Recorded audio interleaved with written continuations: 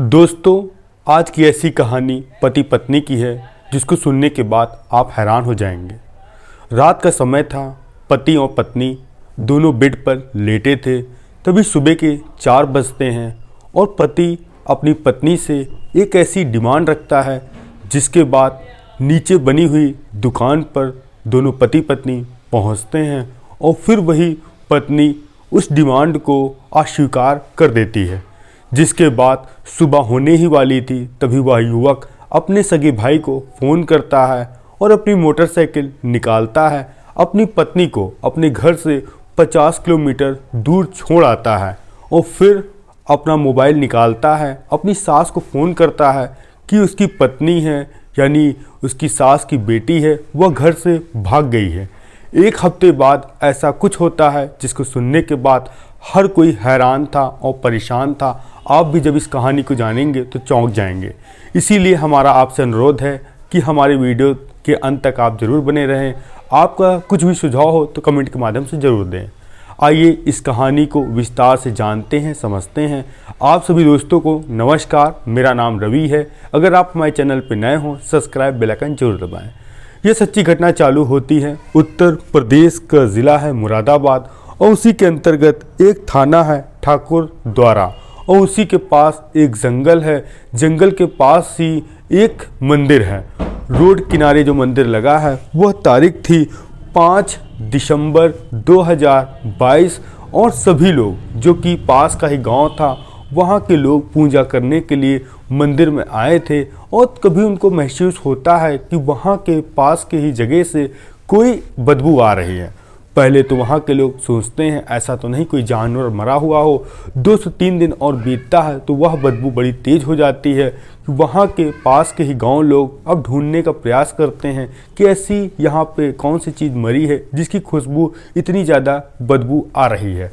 अब फ़ौरन जो गांव के लोग ढूंढते हैं तभी उनको एक चीज़ बहुत ही अद्भुत दिखाई पड़ती है। वह चीज़ और कोई नहीं, एक बोरा था, वो भी प्लास्टिक का, और ऐसा लगता है उसके अंदर कोई जानवर या कोई लाश ठुसी हुई है क्योंकि वह बाहर से दिख रही है। अब वहाँ के लोग फ़ौरन पुलिस को फ़ोन करते हैं। पुलिस भी मौका वारदात वहाँ पहुँचती है और देखती है कि वह बोरा ऊपर से ऐसा लगता है किसी ने सिला है। अब पुलिस की टीम होती है, गांव के लोग होते हैं और वीडियो रिकॉर्डिंग के साथ ही वह बोरा खोला जाता है। तभी देखते हैं कि एक जो लाश है जिसके बाल उसमें कटे हुए हैं और ऊपरी के हिस्से में कोई कपड़ा नहीं है और नीचे उस शख्स ने कपड़ा पहना है, वह एक महिला की लाश है जो कि सड़ने वाली थी, उसी की बदबू आ रही थी। अब पुलिस वाले उस लाश को देखने के बाद चौंक जाते हैं कि आखिर यह लाश किसकी है और इस लाश का कत्ल किसने किया है।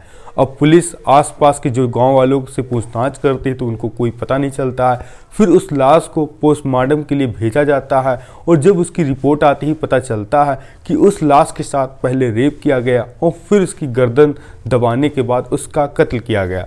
अब पुलिस के लिए सबसे पहला सवाल यह था कि आखिर यह महिला कहाँ की रहने वाली है और फिर उसका दूसरा सबसे बड़ा टारगेट यह था कि आखिर इसका कातिल कौन है। अब पुलिस उसकी फ़ोटो खींचती है, जितने भी आसपास के थाने थे वहाँ पे सर्कुलेट किया जाता है, यहाँ तक कि जो व्हाट्सएप ग्रुप उस लोकल इलाके के थे सब में उस ग्रुप में इसको शेयर किया जाता है और कहा जाता है कि अगर किसी की बहन बेटी गायब हो या मिल ना रही हो वह संपर्क करे। तभी पता चलता है कि यहाँ से 50 किलोमीटर दूर जो कि अमरोहा का ही एक मोहल्ला है मोहम्मदी राय और वहाँ की एक महिला जिसका नाम है जहरा खातून, उसने 2 दिन पहले ही अपनी 30 साल की बेटी यानी उसका नाम था जो कि रुखसार के मिसिंग रिपोर्ट दर्ज कराई थी। अब पुलिस उस महिला को फ़ोन करती है और उससे कहती है कि एक डेड बॉडी मुरादाबाद में मिली है, आकर आप शिनाख्त कर लीजिए कपड़ों से। जो वह महिला थी वह उस बेटी थी, पहुंचती अपनी बेटी को देखने के लिए। जैसे ही उसके कपड़े उसकी शरीर देखती है मानो वह चीख चीख के रोने लगती है और कहती है, साहब मेरी बेटी के साथ ऐसा किसने किया और इस हालत में वह आपको कब मिली। तो पुलिस वाले कहते हैं कि जो वहाँ के जंगल के पास एक मंदिर है वहाँ पर आपकी बेटी की लाश बोरे में बंद मिली है। तभी पुलिस वाले कहते हैं आप पर किसी पे शक है और आपकी बेटी क्या शादी हो गई है। तो वह महिला कहती है जो मेरी बेटी की शादी आज से लगभग 9 साल पहले, जो इसके पति का नाम अनवर है, जो कि एक पेशे से बेकरी का दुकानदार है, वह केक वगैरह बेचता है, और जो कि वह रहने वाला है, जो कि उसका दामाद है, वो जो पास का ही एक मोहल्ला है जिसका नाम है नल सराय कुहना, वहाँ का रहने वाला है, और 3 बच्चों की वह नानी है। अब फ़ौरन पुलिस की टीम पहुंचती है अनवर के पास और उससे पूछताछ करती है कि तुम्हारी जो पत्नी है उसका कत्ल हो गया है, तुम पे किसी का शक है। वह आखिरी टाइम घर से कब निकली तो उसने कहा कि मैं गया था काम करने के लिए, और मैं जब लौट कर आया तो मेरी पत्नी घर पर नहीं थी। तभी मैंने अपनी सास को बताया था कि ऐसा लगता है कि आपकी बेटी यानी मेरी पत्नी घर से भाग गई है। फिर हम और सास मिलकर थाने गए थे, मिसिंग रिपोर्ट दर्ज कराए थे। अब पुलिस अपने मुखबिर एक्टिव करती है और जो अनवर का बैकग्राउंड खंगालने का प्रयास करती है, और जो मोहल्ले के ही जो वहाँ से लोग हैं उनसे पूछताछ करते हैं, तो पता चलता है कि जो अनवर है और रुखसार के बीच आए न आए दिन झगड़ा हुआ करता था। जो रुखसार यानी मृतक का भाई है जिसका नाम है मुहसिन, उससे पूछताछ हुई तो उसने भी कहा जो मेरी बहन है, जो मेरा जीजा है, वह अक्सर मारा करता था।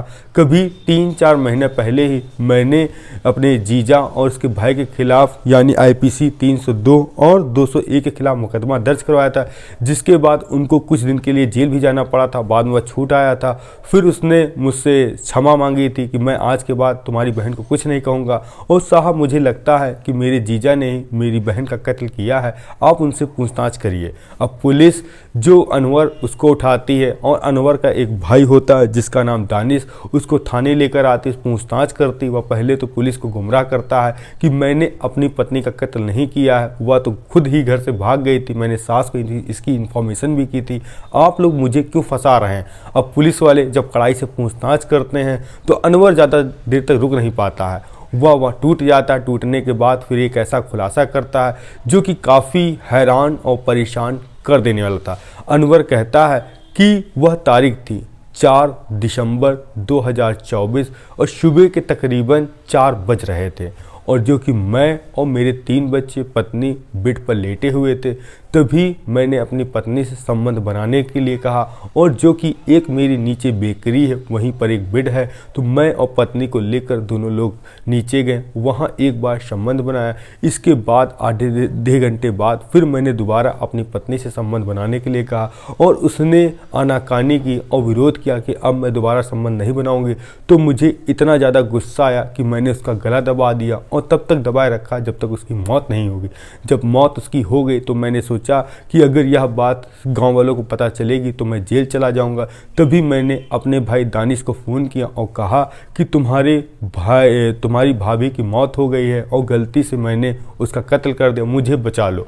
तभी दानिश और मैंने मिलकर एक बोरा लिया, बोरे में अपनी जो पत्नी की लाश उसमें ठूसी, और यहाँ तक कि उसकी लाश नहीं आ रही थी, बोरा नहीं बंध रहा था, तो मैंने सूजे से उस बोरे को सिला, और सिलने के बाद अपनी गाड़ी लेकर आए। गाड़ी से लगभग 50 किलोमीटर मुरादाबाद यानी जंगल गया, और वहाँ तकरीबन 6 बजे मैं निकला था। 7 बजे के आसपास मैंने लाश फेंकी और फिर मैं घर आ गया, और भाई भी नहा धो के सो गया। उसके बाद फिर मैंने फ़ोन किया, अपनी सास को बताया कि आपकी पत्नी घर से लापता यानी भाग गई है, कि इसलिए मैं लाश इतनी दूर छोड़ कर आया था कि लोगों को पता चले कि उसकी पत्नी लापता है, और वहाँ कोई जानवर उसकी लाश को खा लेंगे तो उसका नामो निशान मिट जाएगा। कहते हैं जुर्म करने वाला कोई कितना भी सातिर क्यों ना हो, कोई ना कोई वह गुनाह सबूत छोड़ ही जाता है। इसी आधार पर जो इसका मुहसिन भाई था उसने अपने जीजा के खिलाफ हत्या का मुकदमा दर्ज करा। अब पुलिस ने उन दोनों आरोपियों को जेल भेज दिया है। अब सजा कोर्ट इनको क्या सुनाती, वह तो कोर्ट बताएगी। हम मिलते नई कहानी नई शुरुआत का। जय हिंद, जय भारत।